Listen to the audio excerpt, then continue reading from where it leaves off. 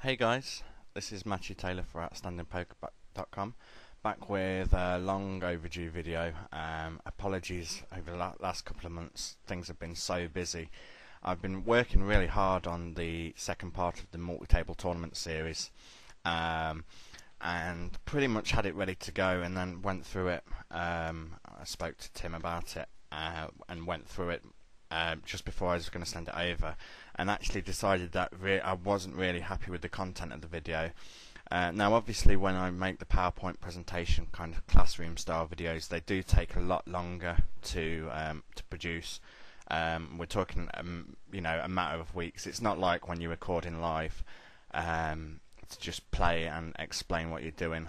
When you're making them classroom videos, you're going through PowerPoint trying to get everything to look semi-decent. I mean, I'm no whiz with PowerPoint or anything, but I like to get things looking good and easy to follow.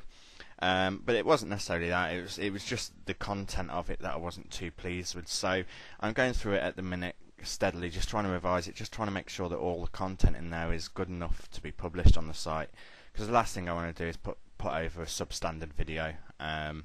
There'd really been no use in it for you. So I've been through it with a couple of other guys as well, and just basically got some feedback from other solid MTT players as to what might be missing from it and stuff. So I've got a few ideas of where to take it from here, and I promise that will be with you over the next few weeks or so. In the meantime, I'm hoping to do some more videos regarding heads up play, and this is going to be my first one. Over the past week, the big breaking news has obviously been the fact that Full Tilt Poker's shut down. Not that I played there too much anyway, but they had these hyper turbo heads up sit and goes and regular sit and goes over there that seem to be taking a lot of action away from the regular turbo games.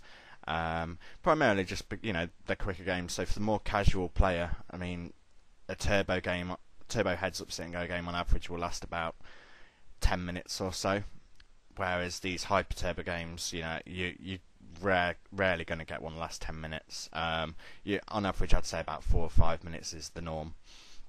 Obviously, the main difference is the starting stack. 500 chips to start with, blinds at 10-20, so you're starting with 25 big blinds. Kind of an awkward stack size. MTTs, it's an awkward stack size to play, and same goes with sit and goes. Obviously, jamming all in pre-flop, it's way too big to be jamming all in pre-flop. Now there are certain occasions where we should be doing that, especially versus a pre-flop raise. And the difference, in a standard heads up sit and go, I'm usually happy to shove with kind of small pairs, etc., with 20 big blinds or less. So making the extra 5 big blind adjustment, rather than having to make a 3-bet and face the prospect of being cold called with when I'm only holding a small pocket pair, I'd rather just jam it all in. And it's actually just a little tip already, especially in these lower level sit and goes, heads up sit and goes, the hyper turbos. It's actually never wrong to shove all in with deuce deuce versus an opponent's raise pre-flop. So that's something to bear in mind, and I'm sure as we go through the video today, it's a situation that you'll see rise quite a few times.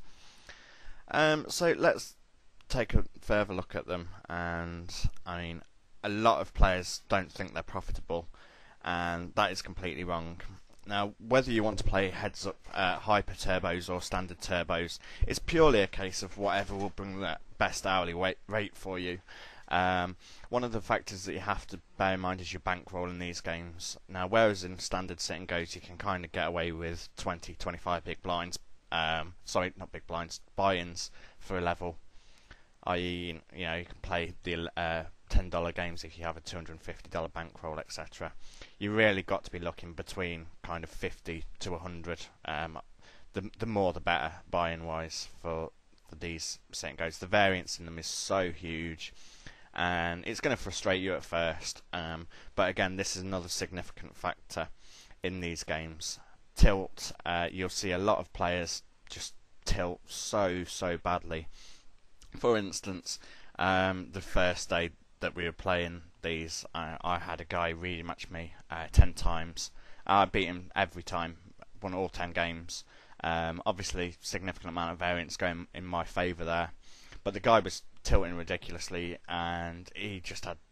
I mean, he had no idea what he was doing really, but he was the tilt side of things definitely did attribute to his poor play in the games. I mean, he was getting it in with all sorts, 4-5 suited, 25 big blinds deep, etc., etc.